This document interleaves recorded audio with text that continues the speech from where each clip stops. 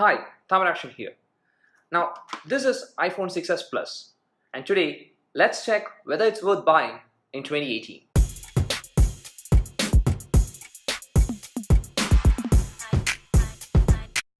iPhone 6s Plus is available in 4 colors. Its body is made of 7000 series aluminium. In the front, it has a 5.5-inch Retina HD display. It's an IPS LCD display, and the resolution is 1920 by 1080p, so you get 401 pixel per inch. You won't get the same contrast ratio as an AMOLED display, but still, it's a good display.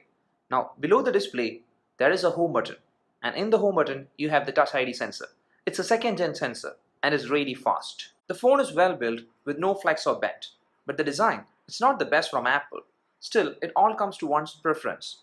Some like it, and there are some who hate the design. iPhone 6s Plus is also one of the last flagship phones from Apple to feature the headphone jack. 6s Plus is a big phone. Now, the screen is just 5.5 inches, but it's all because of the bezels. Now, there is a very big top and bottom bezel. And since the phone is so big, it's not a one-handed phone. The phone is powered by Apple's A9 processor, which is a 64-bit processor. It has 2 GB of RAM, and when it comes to storage, you have 32 GB or 128 GB option available. Now, A9 processor is still really good. Day-to-day performance is really smooth. Occasionally, you might notice some lag, but still, the processor is really good. The phone can run almost all the apps available in the App Store. And since there is 2 GB of RAM, it can keep multiple apps in the memory without refreshing. Here, there are some apps open in the background, and if I multitask through them, everything is saved in the memory. So, when you check the processor of iPhone 6s Plus, it's still really good. The battery life on iPhone 6s Plus is good. Now, it has a 2750 mAh battery, and if you are an average to heavy user, you can make it in a day. But if you're a light user, I think you can make it a day and a half. So, as I said, the battery life is good. 6s Plus runs on Apple's latest software, iOS 11. Now, it's not a great update. There are many bugs, and at the time of the video, iOS 11.3 is in beta. And it's the update that we expect Apple to rectify the issues. The good thing about 6s Plus is that it's probably going to get software updates for the next 2 years. So the phone will be receiving latest security fixes and features probably for the next 2 years. iPhone 6s Plus has a 12 megapixel rear camera and a 5 megapixel front camera. Now both have f2.2 aperture.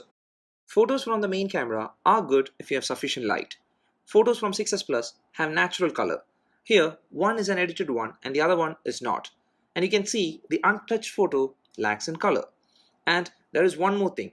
If there isn't sufficient light, the photos will look a bit grainy and washed out.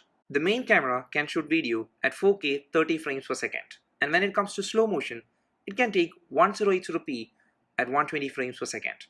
Now there is optical image stabilization in 6s Plus, and the videos from it, they look good and natural.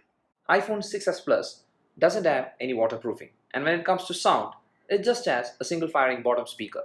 Now the sound quality is not that great, but it's not bad either. Now let's take a listen to the sound.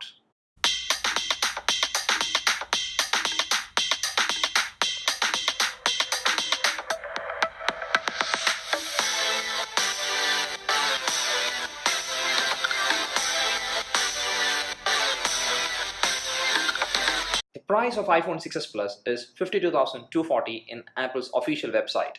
Well, you can get it way cheaper from Amazon and Flipkart, like for around $40,000.